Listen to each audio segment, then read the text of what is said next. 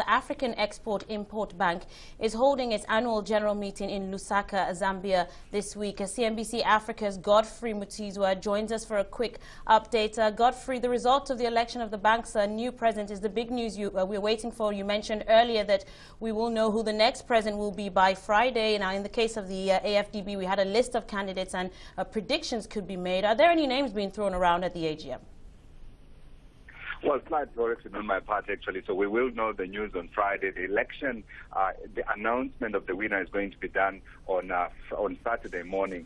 And what we have really here, Didi, I've been obviously, like a good journalist, been trying to talk to a few people to understand who's in the running, who's not in the running. And I have been able to trim it down to, I am hoping from my sources, will be the correct two candidates. One, I am hearing that Benedict Orama, he is from Nigeria, you'll be glad to know. He is Executive Vice President, Business Development and Corporate Banking. Potentially, he could be the guy who's going to come out the winner here. He's in pole position, according to my sources. He's being contested in that position by Dennis Denya. And here again, Nigeria and Zimbabwe going head-to-head. And it does appear again like Zimbabwe will lose, like it lost to the African Development Bank. But we'll see. We hear the news on Friday.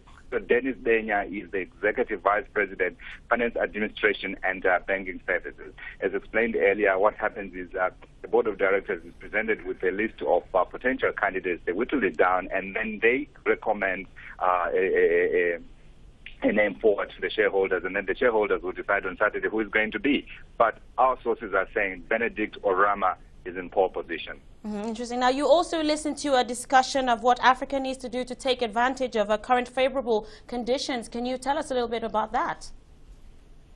Yes, so some of the seminars around here are really trying to understand the drivers behind Africa's growth third. And today we had a talk from Professor Justin Lin. Now, he is interesting because he is a former chief economist at the World Bank, and he's also currently at the moment vice chairman of the All China Federation of Commerce and Industry. So that's a big post if you talk about China. So he deals with businesses from around the world.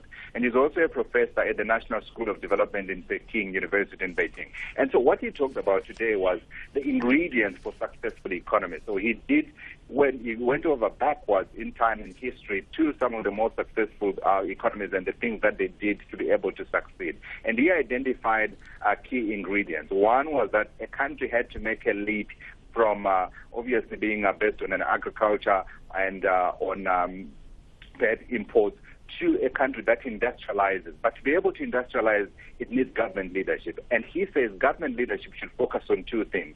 One, identifying areas where the economy has what he calls latent comparative advantage. And then at the second time, picking up winners in terms of those sectors and then supporting them when they struggle. So it really was fascinating. And he gave very compelling examples of how this has been done successfully by Asian countries, and also the work that he's now doing with some African countries. And it gave examples of a very successful transition that we saw in Ethiopia as well as Rwanda. And it is a conversation that I also captured in full light, a half-hour interview with him for Beyond Markets, which we're going to advertise when it comes through, Didi. Great. Thanks so much for that, Godfrey, for that update. The CNBC Africa's Godfrey Mutizwa.